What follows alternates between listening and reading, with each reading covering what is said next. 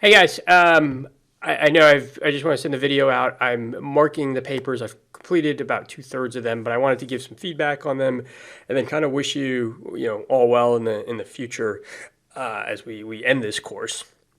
So again, good job overall in the paper from what I've read. And again, I've seen 2/3. If you haven't gotten yours back, you should get yours back by Tuesday or Wednesday at the latest. Couple of comments. For your recommendations, yeah, some people had generic recommendations. Some people had overall about improving social or improving education, setting up a SOC, a security operations center. Just two things with that. One, your recommendations have to come from the case studies you use. So if you use NotPetya, which was the attack in Ukraine in 2017, your recommendations have to be applicable, thinking about critical infrastructure and other services that could be interrupted. That's a fundamental difference than what North Korea is doing regarding the ransomware and cyber theft that they've been doing.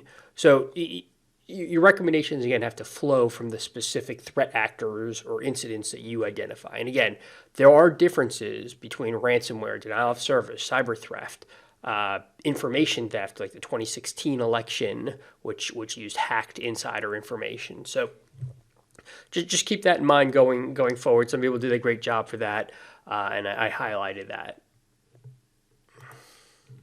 Why didn't they solve the issue?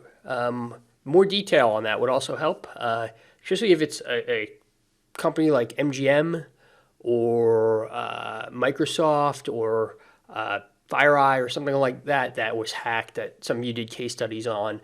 How come those sophisticated companies failed to do that? Was it because they got lazy? Is it because it was a new tech tactic that was implemented by an adversary? Was it a new threat stream or new vector of attack that I talked about earlier? So why didn't it work? And I give the example of NotPetya because NotPetya was successful in 2017. The Russians did something similar at the beginning of the Ukraine war in 2022, but it was not effective. Why? What were the differences? What new measures were implemented that prevented a NotPetya-like attack starting in 2022 when the Ukraine war kicked off? So thoughts to, again, consider. And then finally, some people mentioned this, again, SIEM, event management, user behavior analytics, which actually measure, look at the behavior of users and look for anomalies in that behavior.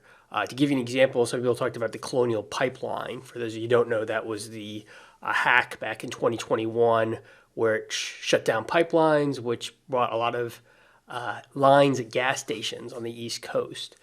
And one of the problems is there was actions occurring at 2, 3 in the morning where no one was logging into their computer because they were all asleep.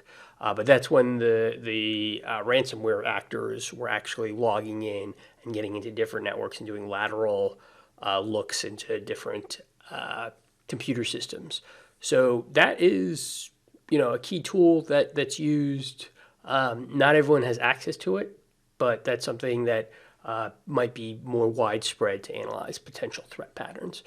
So good job overall. Should have it back by Wednesday. And then what I want to just say is don't hesitate to reach out for me in the future. A lot of you are transitioning into the military. A lot of you are in the military. A lot of you might be transitioning out.